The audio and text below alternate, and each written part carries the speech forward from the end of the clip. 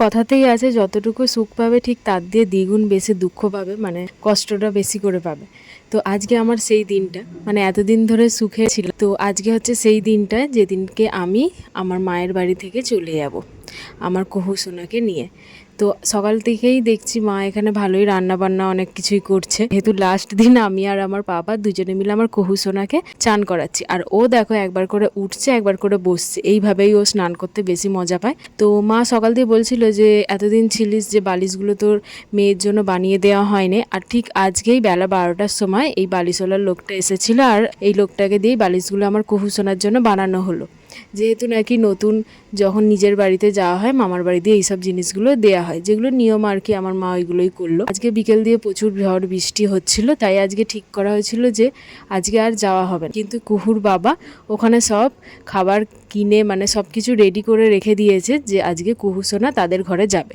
তার জন্য আমাকে এখানে আনতেও চলে এসেছিলো, ও ব্যাগপত্র নিয়ে চলে গেছে। আর এইখানে আমার কুহু সোনাকে রেডি করে দিলাম। কুহুর একটা মিমিও এসেছে ওর সাথে দেখা করতে। আর দেখো এখানে আমার পাপা যেই ওকে কোলে নিয়েছে, গাল দুটো ধরে কিরমভাবে আদর করছে। আর আমি এখানে একে একে সবাইকে গড় করে নিলাম, যেহেতু এতদিন ধরে ছিলাম তো মন খারাপ তো হবেই। আমার মা বড় মা সব আমাকে দিতে যাবে, তো ওদেরকে প্রণাম করে নিলাম।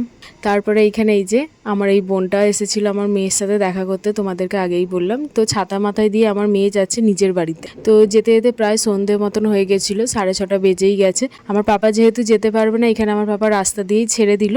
তো আমরা এই যে যাচ্ছি এখন, যেহেতু আমার শ্বশুর বাড়ি দিয়ে আমার বাপের বাড়ি বেশি দূরে নয়, তো এপারে দিয়ে ওপাড়ার ডিফারেন্স, তো আমরা হেঁটে হেঁটেই চলে এলাম। আর এই যে আমাদের ঘরে চলে এসেছি, আর এখানে আমার শাশুড়ি মা আমার কুহু সোনাকে বরণ করে নিচ্ছে।